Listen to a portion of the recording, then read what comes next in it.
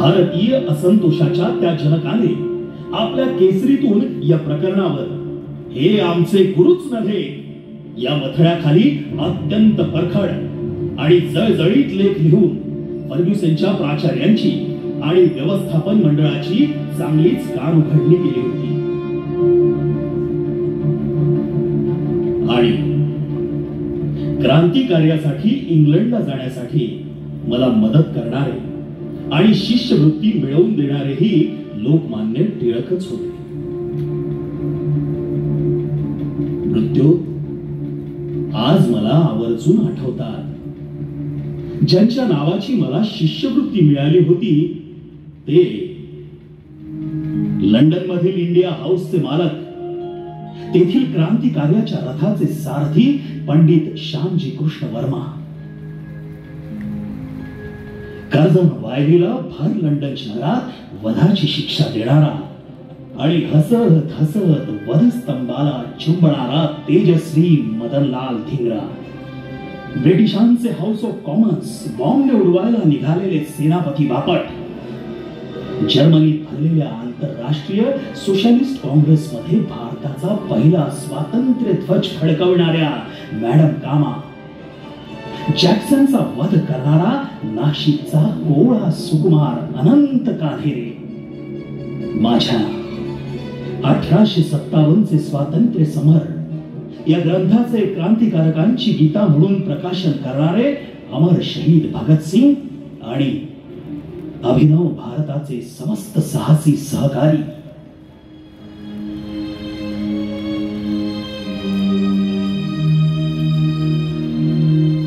आणि याच काळात लंडन मध्ये घडलेला एक प्रसंग मला आजही अगदी जसाचा तसा आठवतो. तारीख होती 5 जुलै 1909. मदनलालने केलेल्या कर्जनवायलीच्या वधाचा निषेध करण्यासाठी एक सभा भरली होती.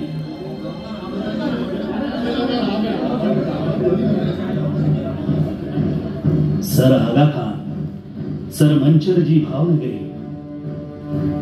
सर सुरेंद्रनाथ बॅनर्जी, बिपिन चंद्र पाल आणि अनेक नेत्यांनी या सभेत उच्च रवाना धिंगरांचा निषेध केला.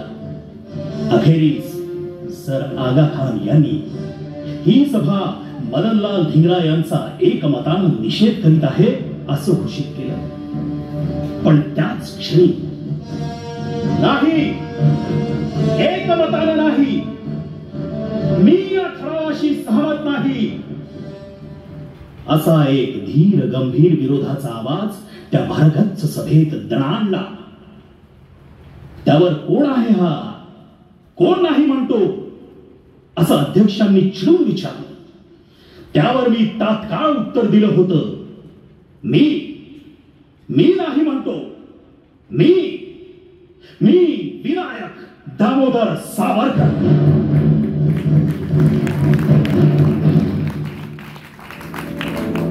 सावरकर हे नाव ऐकताच श्रोत्यांचा एकच थरकाप उडला. क्रांतिकारकाला आता हा सभेवर बॉम्ब टाकतो की काय या भीतीनं अनेक जण गर्भगरीत झाले. काही बाकांखाली लपले, काही पळत सुटले. आणि अशातच एक युरेशियन इसम संतापानं माझ्यावर चालून आला. एका बेसावत क्षणी त्यानं माझ्या डोक्यावर फटका मारला.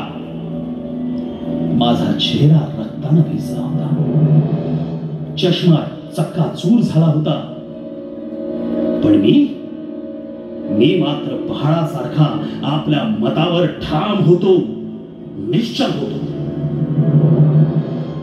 माझ्या शेजारी असलेले माझे सहकारी तिरुमलाचार्यांनी माझ्यावर हल्ला करणाऱ्या त्या पामर नामक आतताई इसमाच्या मस्तकावर जबर प्रहार करून त्याला लोळवला होता. अय्यर सुद्धा पिस्तूल काढून ते झाडण्याच्या बेतात होते.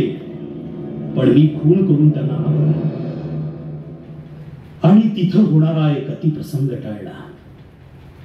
प्रत्यक्ष सिंहाच्या गुहेत शिरून त्याचेच दात पाडण्यासारखा हा प्रसंग होता.